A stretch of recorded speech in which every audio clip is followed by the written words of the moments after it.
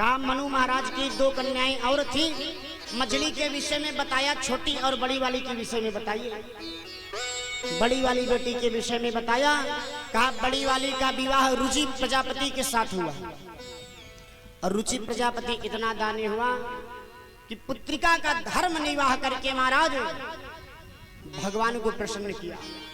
और पुत्रिका धर्म निर्वाह करके जो भगवान को प्रसन्न किया तो आशीर्वाद में मांग लिया कि मेरे घर आप आवे। तो उनके पुत्र के रूप में यज्ञ नारायण भगवान प्रकट हुए, उनके पुत्र बनकर। यज्ञ नारायण भगवान की जय हो। यज्ञ नारायण भगवान आए तो, लेकिन यज्ञ नारायण का विवाह दक्षिणा नाम की कन्या के साथ संपन्न करवाया। तो यज्ञ की पत्नी का क्या नाम है? दक्षिणा। जब भी यज्ञ करवाई जाए तो दक्षिणा जरूर देनी चाहिए। अगर ब्राह्मणों से आप एक सत्यनारायण कथा भी सुनते हैं तो बिना दक्षिणा के नहीं सुननी चाहिए, क्योंकि अगर दक्षिणा नहीं दिए तो वो कथा अधूरी मानी जाती है। क्योंकि बिना पत्नी कथम धर्म, बिना पत्नी के कौन सा धर्म है महाराज? तो अगर यज्ञ करवा लिए, यज्ञ की पत्नी है दक्षिणा और दक्षिणा नहीं दिए तो बिना पत्नी के यज्ञ अधूरे रह गए, तो यज्ञ कैसे पूर्ति होगी? इसलिए यज्ञ में दक्षिणा जरूर देनी चाहिए।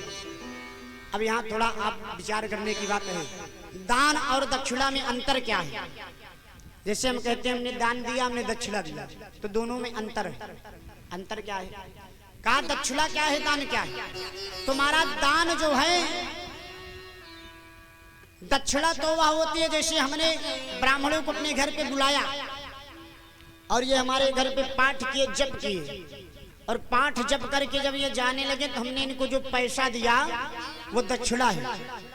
क्यों दक्षिणा है? क्योंकि 5 दिन 7 दिन तक इन्होंने मेरे घर मेहनत किया।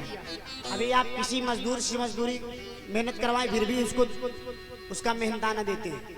तो ब्राह्मणों ने मेहनत किया तो क्या फ्री में किया? तो उसके बदले में आपने ब्राह्मणों को क्या दिया? दक्षिणा दिया। यज्ञ किया तो यज्ञ की पत्नी को दिया। तो कहा हमारा दक्षिणा वो होती है। और दान क्या है?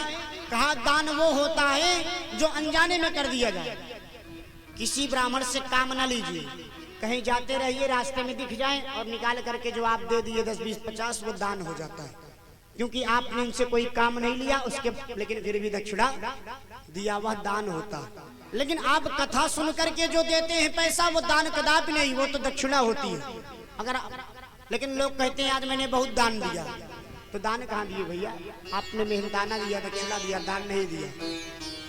तो आपको दान करना है तो बिना मेहनत के किसी दिन कोई ब्राह्मण मिल जाए, ले जाके बढ़िया समर्पित कर दो, जो कुछ हो, तब आप किसी से कहो मैंने दान किया, तो माना जाए कि आपने दान किया।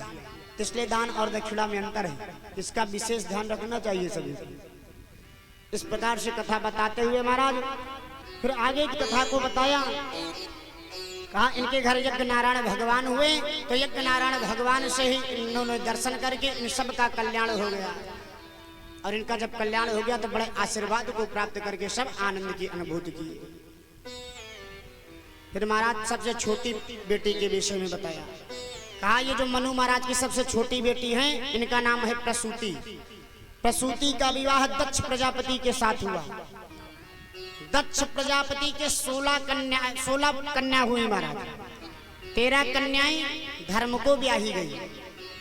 एक का विवाह स्वाहा के साथ हुआ और एक का विवाह स्वधा के साथ हुआ। तो इस प्रकार से अब जो महाराज छोटी कन्या बची 16वीं, उसका नाम था सती। तो सती नाम की जो कन्या है, इसका विवाह बाबा भोलेनाथ के साथ संपन्न हो जाता है। कहा ये स्वाहा और स्वधा के साथ विवाह क्यों हुआ? स्वाहा स्वधा में अंतर क्या है? जैसे हम लोग जब हवन करते हैं तो क्या कहते हैं? स्वाहा। तो स्वाहा क्या है? कहा जो स्वाहा है ये अग्नि को ब्याही गई है, अग्नि की पत्नी है स्वाहा। इसलिए जब हम स्वाहा करके आहुति देते हैं तो अग्निदेव को प्राप्त होती है। और जब पिंडदान देते हैं तो कहते हैं पिंडते स्वधा। पिंडदान में स्वधा कहते हैं, स्वाहा नहीं कहते। कहा स्वधा क्यों कहते हैं? कहा स्वधा का विवाह पितरों के साथ हुआ है। तो जब पितृ कार्य करते हैं तो स्वधा कहते हैं और देव कार्य करते हैं तो स्वाहा कहते हैं, क्योंकि स्वाहा का विवाह अग्नि के साथ और स्वधा का विवाह पितरों के साथ संपन्न हुआ। 16वीं कन्या है सती। तो सती का विवाह बाबा भोलेनाथ के साथ संपन्न हुआ। बाबा भोलेनाथ के साथ विवाह तो हो गया, लेकिन दक्ष महाराज प्रसन्न नहीं रहते बाबा भोलेनाथ से। बड़े दुखी रहते हैं कि मैंने इनसे विवाह क्यों कर दिया, बड़ा अड़धंगी है, कुछ खाने को नहीं है, कुछ पीने को नहीं है, फिर भी मैंने इससे विवाह कर दिया। लेकिन अब बेटी का विवाह किए हैं तो करे क्या। अब महाराज एक दिन हुआ क्या कि दक्ष भगवान को प्रसन्न किया, और जब भगवान को प्रसन्न किया तो इसे एक उपाधि मिल गई। क्या उपाधि मिली? कि दक्ष प्रजापति बन गया। और जब प्रजापति की उपाधि मिल गई, जैसे हमारे राजू भैया को उपाधि मिली है, व्यापार मंडल के अध्यक्ष, तो उपाधि मिलने के बाद अहंकार ना हुए भैया, जैसे पहले थे उसी प्रकार रहना चाहिए।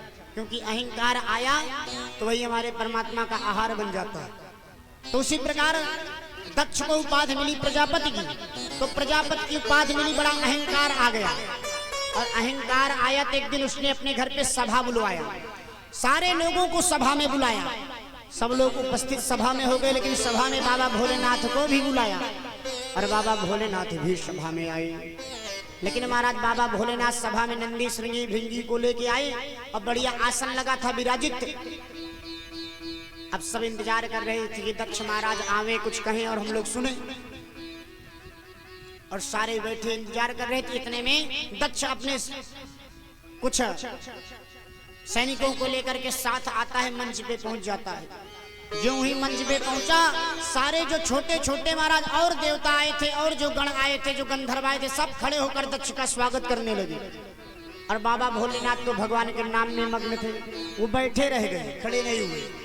जब खड़े नहीं हुए तो दक्ष अपने आंख को चारों तरफ घुमा के देखा, तो जो महाराज अहंकारी होते हैं उनको कमियां ही दिखती है। दक्ष को ये नहीं दिखा कि हमारा हजारों लोग खड़े होकर सम्मान कर रहे हैं, उसको ये दिखा कि बाबा भोलेनाथ बैठा है, ये मेरा अपमान कर दिया। और महाराज कौन कहे कि सभा में आकर लोगों को संबोधित करें, अच्छी अच्छी बात बतावें।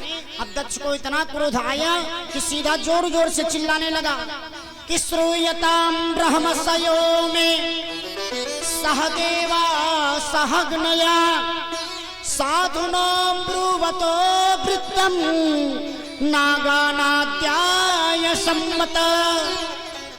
अरे देखते हो इस श्रूयताम ब्रह्मसयो, सुन लो जितने ऋषि ब्रह्मा सर गंधर्व इकट्ठे हो, इस देखो नंगे धिड़ंगे बाबा को। ये मेरा दामाद है, लेकिन दामाद कहने में शर्म आती है। मैंने अपनी पुत्री का विवाह से पता नहीं क्यों कर दिया। सब लोग खड़े होकर मेरा सम्मान कर रहे हैं, लेकिन इसको ये नहीं पता कि बड़ों का स्वागत कैसे करना चाहिए, बड़ों का सम्मान कैसे करना चाहिए। कैसा बैठा है, इसको कुछ समझ में आ नहीं रहा है। लेकिन अब बाबा भोलेनाथ अपने में तो आनंदित हैं, कुछ सुन नहीं रहे। अब बाबा जब कुछ सुन नहीं रहे हैं तो अब तो और क्रोध आने लगा। आप किसी को कुछ कहें और कुछ बोले ना तो और क्रोध आता है कि इतना बोल रहे हो, कुछ बोल नहीं रहा। अब तो और जोर जोर से चिल्लाने लगा, अरे देख रहे हो कैसे बहरा बन गया है। अरे अभी तक तो मैं जानता था कि इसके रहने के मकान नहीं है, खाने को पकवान नहीं है, भांग खाता है, पहनने को वस्त्र नहीं है, लेकिन ये तो बहरा भी हो गया है, इसको सुनाई भी नहीं देता। अब महाराज जो नंदी श्रृंगी भृंगी आए थे, जो ही सुना बाबा भोलेनाथ की निंदा को, जो ही इस प्रकार की बात को सुना, उनको क्रोध आया। खड़े होकर कुछ कहने लगे।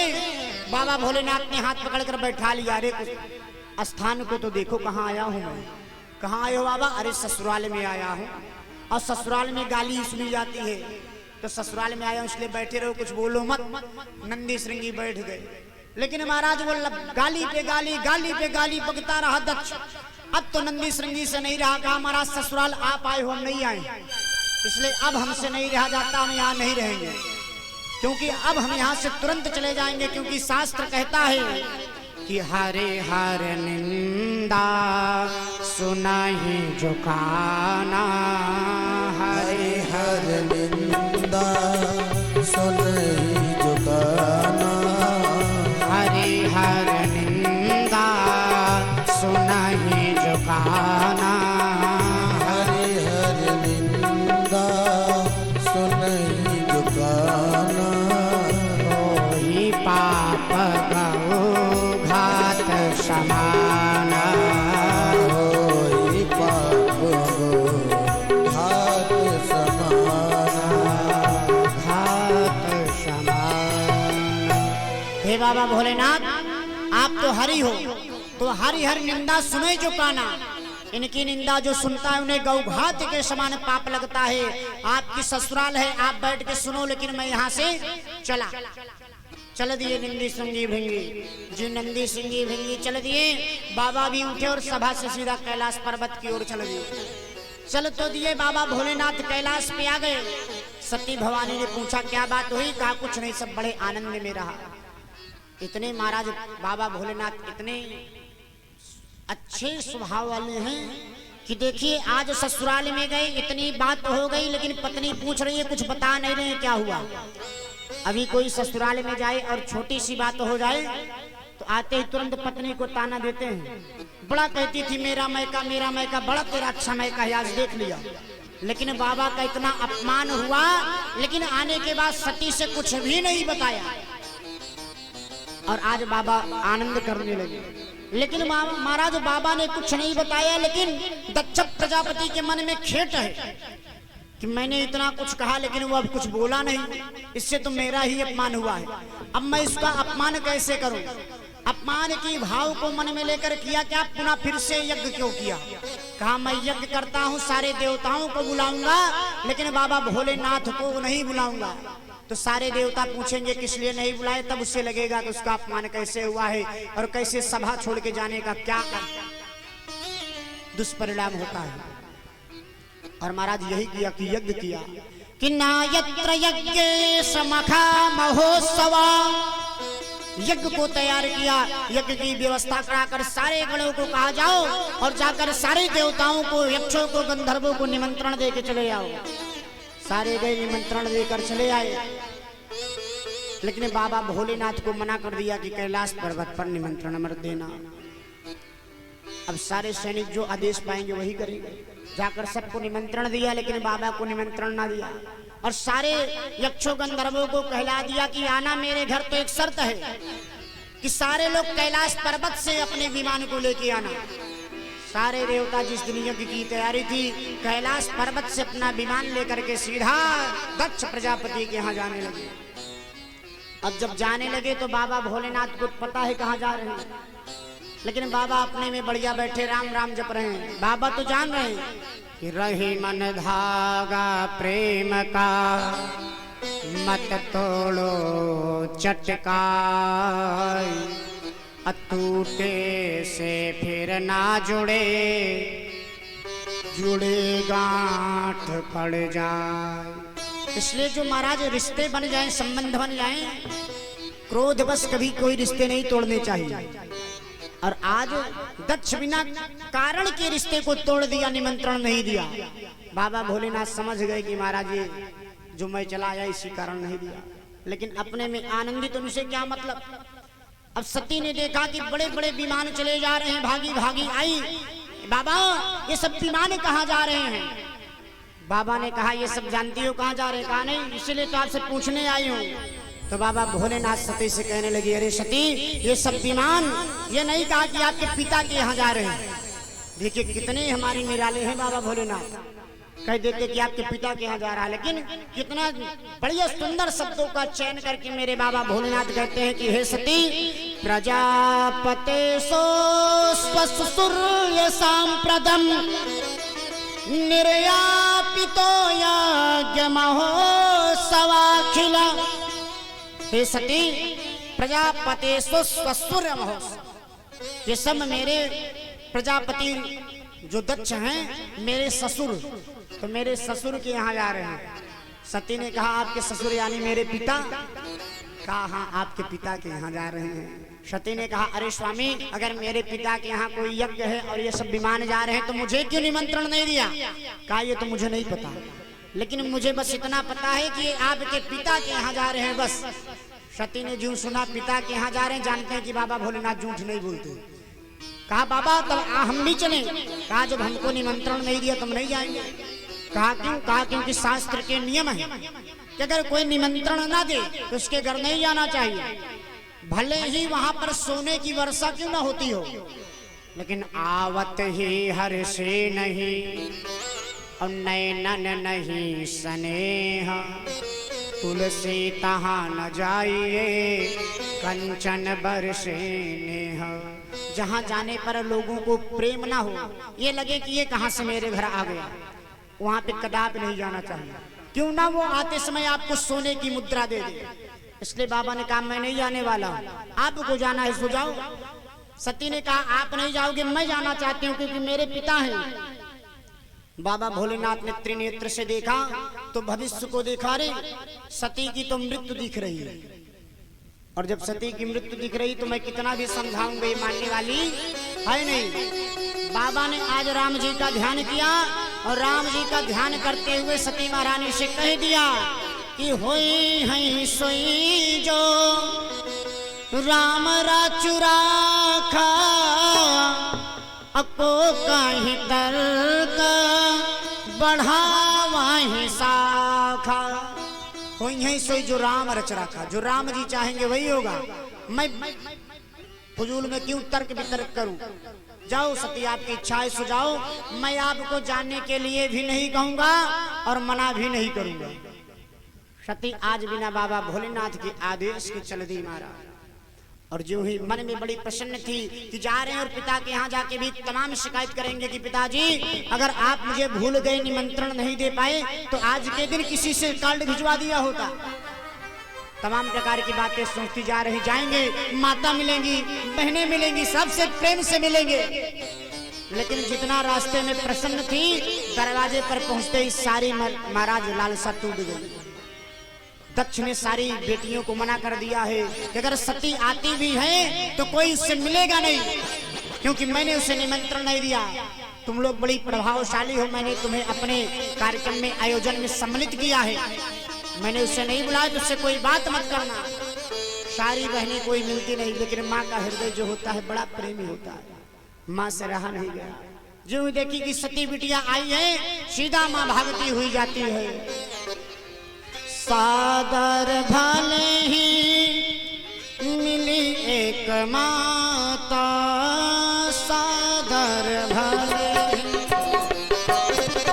ओ सादर भले ही मिली एक माता, भगिनी मिली बहुत मुस्ताता। सिया राम जय जय राम, राम सिया राम जय जय राम। सादर भले ही मिली है एक माता। माता का हृदय जो होता है कोमल होता है। आकर सती बिटिया को देखकर भागी भागी जाकर हृदय से लगाया।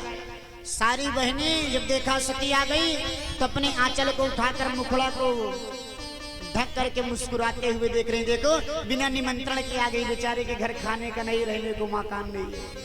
सती जी को बड़ी पीड़ा हुई, फिर भी उस पीड़ा को सहन कर गई। मन में यह भाव था कि मेरे पति का सम्मान हो।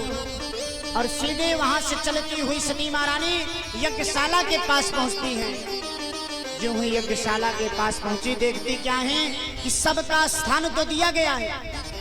मान लीजिए प्रजापति ने मेरे स्वामी को निमंत्रण देने से भूल गए तो उनके लिए स्थान तो बनाना चाहिए था। अगर 100 लोगों को बुलाएं, 100 कुर्सी की व्यवस्था करें, 99 आए हैं, कुर्सी खाली तो होनी चाहिए। बाबा भोलेनाथ का स्थान भी नहीं दिखा। आज सती जी से यह नहीं रहा गया। कहा मेरा अपमान हो मैं सहन कर सकती हूँ, लेकिन मेरे स्वामी का अपमान मुझसे सहन नहीं हो सकता।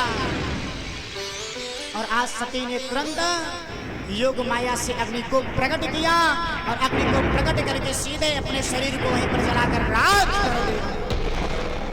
और जो ही शरीर जलकर राख हुई महाराज, बाबा भोलेनाथ गणों को साथ में भेजे थे सती जी के साथ, जाओ देखकर आओ क्या व्यवहार होता है। नंदी श्रृंगी ने देखा कि सती महारानी जलकर राख हो गई। आज नंदी श्रृंगी भागे भागे बाबा भोलेनाथ के पास आए। नाथ अनर्थ हो गया। क्या हो गया? निष्क्रामती निरतसी। हे बाबा, जिसका मुझे डर था आज वही हो गया। अरे कुछ तो बता क्या हो गया? कहा सती महारानी अब इस यहाँ पे नहीं रह गई। क्यों? कहा सती महारानी जब वहां पर गई तो आप पे गए अपमान को ना देख सकी और इसलिए आज उसने अपने प्राणों को त्याग दिया है। बाबा भोलेनाथ को बड़ा क्रोध आया और जो ही क्रोध आया बाबा ने कहा मैंने दक्ष को इसलिए क्षमा कर दिया क्योंकि मेरा ससुर था, उससे मेरा नाता था। और आज जब सती नहीं रही तो सती से नाता था, और आज जब सती नहीं रही तो कैसा नाता और कैसा दक्ष। बाबा भोलेनाथ को क्रोध आया, करालम महाकाल कालम कृपालम कहे गए हैं। मेरे बाबा भोलेनाथ ने अपनी जटा से एक बाल को उखाड़ा, जमीन पर पटक दिया। जो ही जमीन पर पटका, आज वीरभद्र महाराज प्रकट हो गए। ओम भद्रम कर्णेभिः शृणुयामदेव भद्रम पश्येम चाविरक्षतराः स्थिरैरङ्गैस्तवाग्रं सस्तानभ्रवसेमहिते वहितं जदायो। वीरभद्र भगवान आकर के आंखें लाल लाल है, क्रोध में खड़े हो गए। आदेश करो बाबा। बाबा ने कहा जाओ जाकर यज्ञ को विध्वंस कर दो। आज वीरभद्र ने अपने साथ चंडी को लिया है और अन्य सैनिकों को लिया है, सबको साथ लेकर के सीधे चल देते हैं। और महाराज जिधर से गुजरते हैं ऐसा लगता है कोई तूफान चल रहा है, इतने क्रोध में है आज वीरभद्र जी। जिधर से गुजर रहे एकदम तूफान गुजरता हुआ चला जा रहा है। सारी वस्तुएं नष्ट होती चली जा रही हैं, क्योंकि बाबा भोलेनाथ के स्वरूप के हैं। बाबा भोलेनाथ संहार करता कहे गए हैं।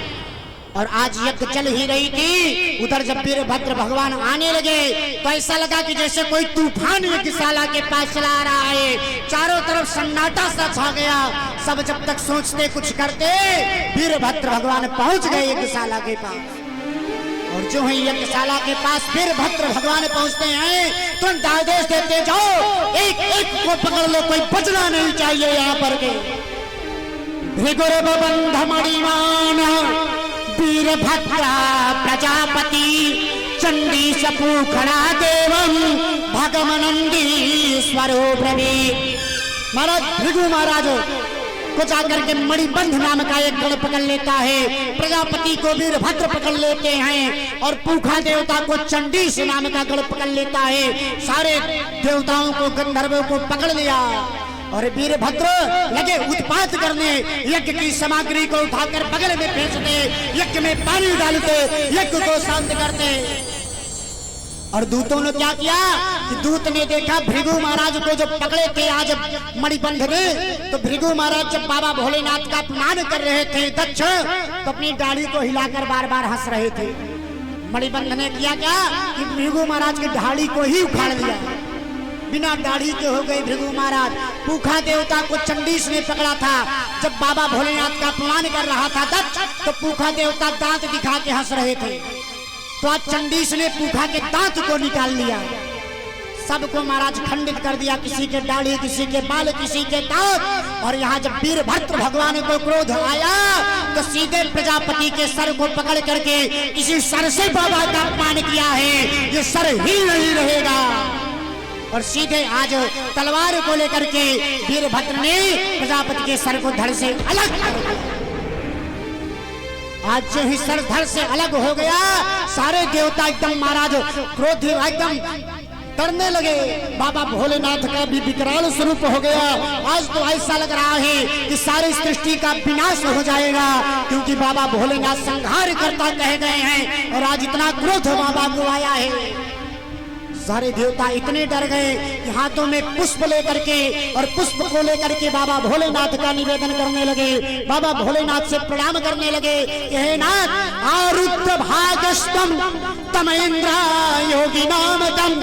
हे नाथ आप ही यज्ञ हैं, आप ही भाग हैं। मानो सारे देवता आज प्रार्थना पे प्रार्थना कर रहे हैं। बाबा भोलेनाथ इतने विकराल रूप धारण किए हैं कि सारे देवताओं को लगा सृष्टि का विनाश हो जाएगा। सारे देवता आज बाबा भोलेनाथ की प्रार्थना को करते हैं।